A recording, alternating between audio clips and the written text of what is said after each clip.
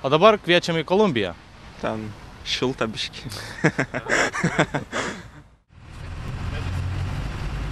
Šiaulių universiteto liaudiškos muzikos ansamblis Saulė praėjusį lapkritį dalyvavo Kolumbijoje vykusiame šokių festivalyje.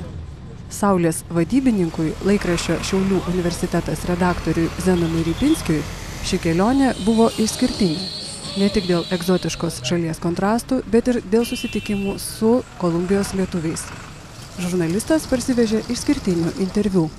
Kolumbija irgi savotiška šalis, įdomi, labai daug kalnų didžiąją teritorijos dalį turi, Andai užima ir skirtinga, netgi, sakyčiau, vienintelė šalis Latino Amerikoje, kur turi prieigą prie dviejų vandenynų, prie Didžiojo ir prie Atlanto. Tai ir kalnai, aišku, duoda skirtingą klimatą, automatiškai supranti, kad ir lietaus gausi, ir nusileidęs nuo kalnų bus tropinė saulė ir bus karšta. Tai va ta tokia klimatinė zona Kolumbija labai išskiria iš kitų. Man tik apgailestauti tenka, kad tiek mažai laiko buvo, kadangi buvo koncertai, buvo didelė festivalio programa ir mažai teko laiko skirti žurnalistiniam tokiam darbui. Ir tiek sutikom daug įdomių žmonių, tikrai per tą laikotarpį aš nekalbu apie vietinius kolumbiečius, bet aš kalbu apie vietinius lietuvius, kurie mus labai nustebino, kad jie tokie išlikę tikri lietuviai, tokie galbūt didesni negu kai kurie iš mūsų čia gyvenantis. Saulės kolektyvui didžiulį įspūdį padarė Viešnagės Slotkų sodyboje. Ūkio šeimininkui Vaciui Slotkui 91, bet guvaus proto jam gali pavydėti daug jaunesni. Vacius Slotkus atsikėlė čia po Antro pasaulinio karo, į Kolumbiją atvažiavo iš Vokietijos, paskui buvo į Italiją išvykęs, teko bėgti į Kolumbiją. Jis negalėjo iškart į Jungtines Valstijas patekti, kadangi buvo nevedęs ir buvo jauno amžiaus. Kažkiek pagyvenęs, susirado pačią, irgi lietuvaitę, Bogotoje, ir taip sukūrė šeimą nuo mažo namelio, sakė, iš to upelio ėmėm molį, kibirais, nešėm, statėm nendrių stogų namelį, pirmąjį pasistatėm, beje, rodė nuotrauką. Ir taip pradėjom gyventi ir 7 vaikus užauginom. Mūsų buvom kraštutiniai, aš manyčiau, idealistai. Mums buvo 2 dalykai – Dievas ir tėvynė. Reiškia, norėjom sukurti tikrą, reiškia, tikinčią šeimą, lietuviškai susipratusią, gausią. Atokiau nuo Bogotos įsikūrę Slotkai sugebėjo įkurti klestinti šeimos ūkį. Kodėl tas nepasilikot Bogotai, kodėl čia atvažiavot? Man pasiūlė neblogas sąlygas čia. Prigazdino patys, kurie siūlė, kad ten gyvačių, kad ten paludizmas, malarija. Aš esu jaunas ir noriu prasiveržti. Vacio Slotkaus sodyba yra tikra lietuviška sala, įsikūrusi šalia Villavicencijoje miesto, žemumose, kur daug saulės, daug šilumos, sakyčiau, tropinė zona. Ir visas nustebome, kai pamatėme, kad tikrai lietuvybės ten liejasi per kraštus viskas ir ant ūkio fermų. Gedimino stulpai, užrašyta Lituanė ir netgi gyvuliai pažymėti Gedimino stulpais, visi be išimties, netgi arkliai, kurie tarnauja ūkyje kaip pagalbinė priemonė. Viena didžiausių Kolumbijos problemų – nusikalstamumas neaplenkė ir Slotkų šeimos. Vienas Vacio Slotkaus sūnus buvo pagrobtas, kitas nužudytas. Nužudytas kaip tik vasario 16 dieną iš banditų iš miško, kaip jis vadina.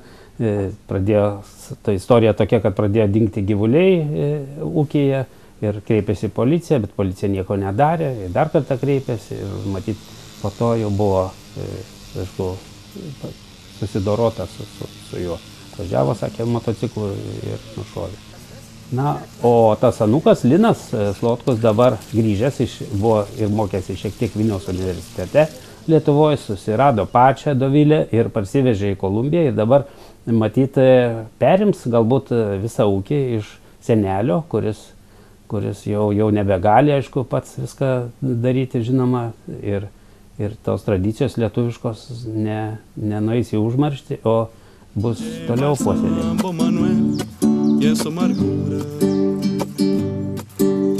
Pasa la noche incansable moliendo café.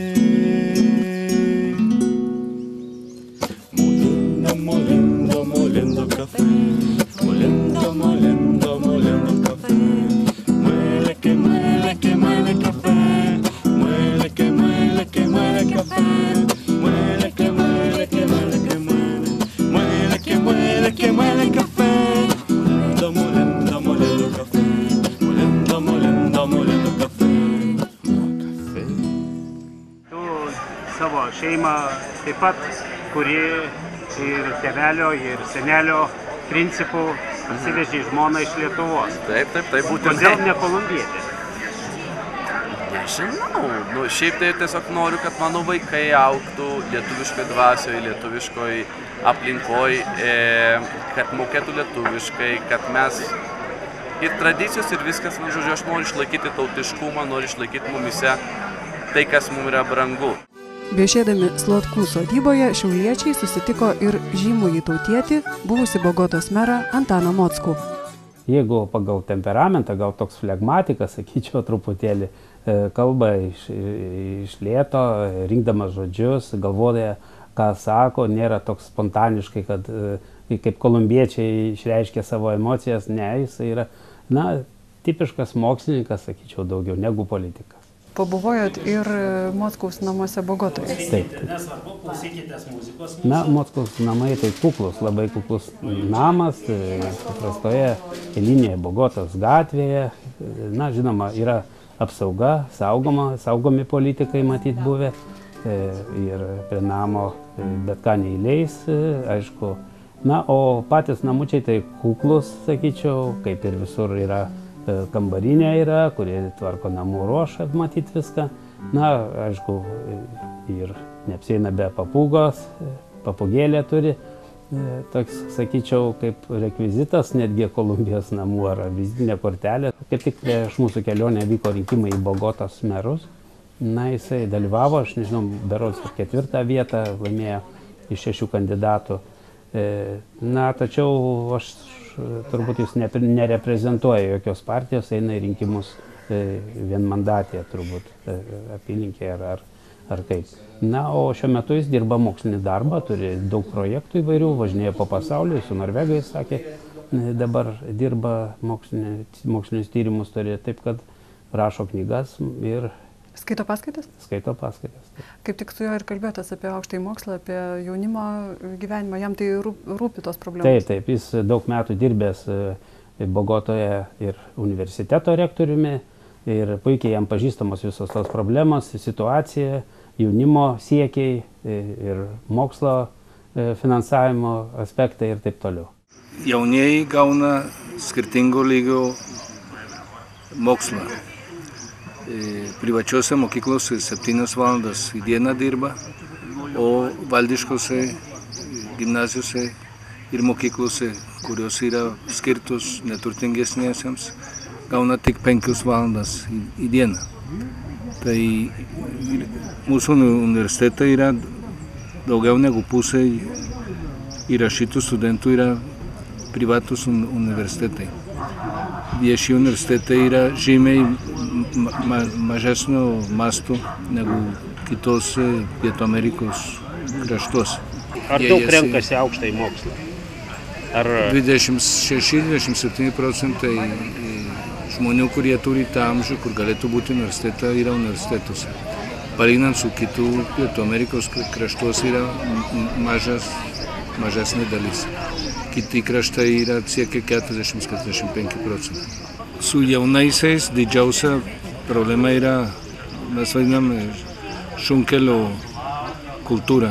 Yra ieškojimas greito pasisekimo kartais naudojantis nedorom priemonėm. Ko palinkėtumėte studentams Lietuvoje? Žmogus, kol esi studentas, labai nepasitikė, kad gausi atsakomingą darbą. Kažkodėl save pats labai stipriai nuvertini. O realybė yra, kad kol studijuoji, tai gali labai laisvai daugiau skaityti, daugiau žinių surinkti. Tai aš rekomenduoju labai turėti kantrybės ir labai pasinaudoti to laiko, kai iš tavęs dar visuomenė nieko specialaus nereikalauja. Nes paskui, kai pareikalauja, tai jau beveik nelieka laiko pagilinti žinias, pagilinti studijas. Tai yra stipriai įsikvėpti, kad galėti paskui gerą darbą visuomenei išpildyti. Zenonas Ripinskis džiaugiasi, kad Sauliui teko proga apsilankyti Bogotos universitete koncertuoti studentams. Šiauliečiams didelį įspūdį padarė universitete skiriamas dėmesys kultūrai. Šiuo metu restauruojama puošni universiteto koncertų salė. Kolumbijoje gyvena populiaraus muzikanto Jurgio Didžiulio tėvai ir seneliai. Jurgio Didžiulio tėvai taip pat irgi dirba Bogotoje, o aišku, gyvena jau jie atskirai, yra išsiskyrusi šeima, bet teko bendrauti ir su tėveliu, ir su mama netgi. Tikrai puikus žmonės ir puikiai atsiliepia apie savo sūnų ir stebi visus jo kūrybinius tos sumanymus. Mano tėvas, mano motina yra lietuviai. Ir ką padarė Jurgis yra labai gražu. Su pienas norit kavas? Ponas geria su pienu. Duodama interviu, Jurgio Didžiulio mama Ana Valencija prisipažino, kad jai labai patinka lietuviškos tradicijos, Lietuva jai labai artimas kraštas. When I was married, I was 20 years old, almost 20. And Jurgis came very soon. And then I got everything about Lithuania from Laima and Algis, because they have a very big nostalgia from those times. So for me it was like, I think I didn't have a lot of tradition, no, from my family, because my father came from one place, my mother was from Santa Marta by the sea, and Laima was always longing for Lithuania. She wanted to come back to Lithuania. And since Jurgis was a baby, I started listening to Laima talking to Jurgis, norit daugiau, karšta, ¿qué le decía? Šalta, norit valgyt, namuose, ¿cómo se dice dormir? Norit miegot ir viskas. Christmas, kuchas, was always at Laima's table, a big table with all the tradition. For me, it was like a fairy tale, looking at all these traditions. And I think at the same time Jurgis was longing for this, I was longing for go to Lithuania one day, no? The first time Jurgis went to Lithuania, he was 7 years old. Yes. With Laima and Algis, 7 years old. And I went like the first time like 15 years ago. I was married at that time and I was impressed. I couldn't stop walking and going places and seeing places. Man labai daug patinka eti Lietuva go places and talk to people I don't care if I'm speaking. Kalbėti su žmonėmis. Jo, taip. Ir aš turiu draugas ten. Draugų. Ir man patinka kavas ten, ir piragas, ir viskas,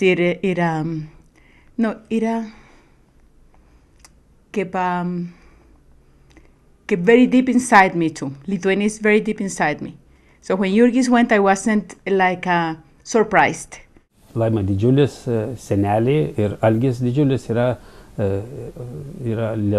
gyvena Bogotoje ir Laima yra garbės konsulė Lietuvos Bogotoje ir puikiai žino visas tradicijas, kurios buvo istorinės peripetijas Bogotoje, Kolumbijos lietuvių ir kaip mums pasakojo, kad gaila, kad dabar sumažėjo tiek tų lietuvių, nes daugelis Ameriką patraukė, o savo laiku Kolumbijoje buvo tikrai daug ir Medelinė mieste, ir Bogotoje lietuvių, kurie turėjo savo netgi žurnalus, savo mokyklėlės, savo parapijas, o dabar viso to beveik nėra. Mano pirmiausia skaitau, kad Lietuva labai yra nuvažiavus nuo lietuvybės. Atrodo, kad kadangi dabar sakau, pinigas yra pasidaręs dievas, tai tiem dabar tautybės ir kiti jausmai nėra labai svarbus. Patriotizmas yra, esi tu, esi tavo vidus, kaip tu, kas tu esi. Ir tas labai yra svarbu, taip tai užsidedi maskę kažkokią ir vaikštai. Man atrodo, kad kalba, ypatingai kalba, bet kokia, kas tu esi, tai yra tavo, kaip tą pasakyti, tavo asmenybė. Tu esi toks, ne? Tu esi lietuvis iš šaknų. Ir nereikia sarmatytis, nereikia bijot. Nenorėk būti nei rusas, nei lenkas, nei žydas, nei vokietys, nei niekas. Nes tu tiek pat kainuoji. Tu toks pat žmogus esi. Pas mus Kolumbijoje nebuvo jokių mokyklų, lietuviškų mokyklų. Tai jeigu vaikai arba anūkai moka trupučiuką lietuviškai, tai grinai už tai, kad žmogus namuose kalbėdavo, ir savotiškai buvo priversti, turėjo kalbėti, buvo pareiga. Ne? Visos kitos kalbos labai gerai, bet lietuvių kalba turėjo būti pirmoj vietoj. Garbės konsulė Laima Didžiulienė Kolumbijoje surengė iškilmingą Saulės kolektyvo priėmimą. Buvo labai malonu tik atvykus pačią pirmą dieną, tiksliau išsimegojus, pačią pirmą jau viešnagės dieną, Bogotai buvom pakviesti vakare susitikti su bendruomenė. Mums labai buvo įdomu, kokie čia ateis žmonės, kas čia pradės rinktis tokie. Na, aišku, pradėjo žmonės jau pagyvenę, bet ir tikrai netruko ir jaunų žmonių, su anūkais atėjo ir turėjome puikią vakarienę, o po to pasveikinome, įteikiau, kaip sakiau, kultūros ministro Gelūno padėkos raštą už kultūrinių ryšių su Lietuva stiprinimą Laimai Didžiulis ir taip pat dovanas universiteto medalį Stasytės Lotkus už pagalbą organizuojant mūsų turą.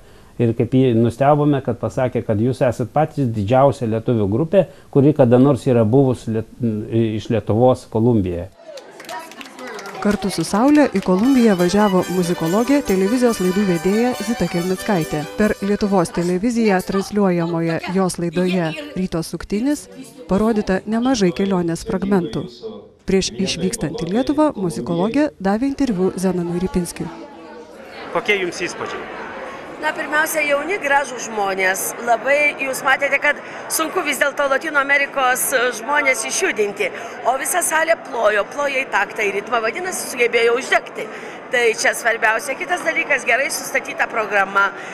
Buvo atseikėta iš tikrųjų lietuviams tokių ir dainų, kurios iš tikrųjų primena jų jaunystę. Kitas dalykas, kad vis dėlto tas jaunimas iš tikrųjų buvo, na kaip čia pasakyti, gražus, gražiai nuaugęs, puikus, tai ko daugiau reikia. Artėja Saulės ansamblio 40-metis. Ką palinkėtumėte kolektyvui? Na, Saulės ansambliui aš linkiu, kadangi jie taip pasivadinę yra Saulė, o Saulė reiškia šviesą, Saulė reiškia, na, vis tiek šypsena, todėl kad kai šviečia Saulė, kai šilta, kai gera, visada yra labai smagu. Tai aš to smagumo, tokio šiltumo ir linkiu visiems. Studentai, dėmesio! Kviečiame dalyvauti fotografijų konkurse Mano studijų miestas. Konkursą remia Orksita, Canon atstovas Lietuvoje.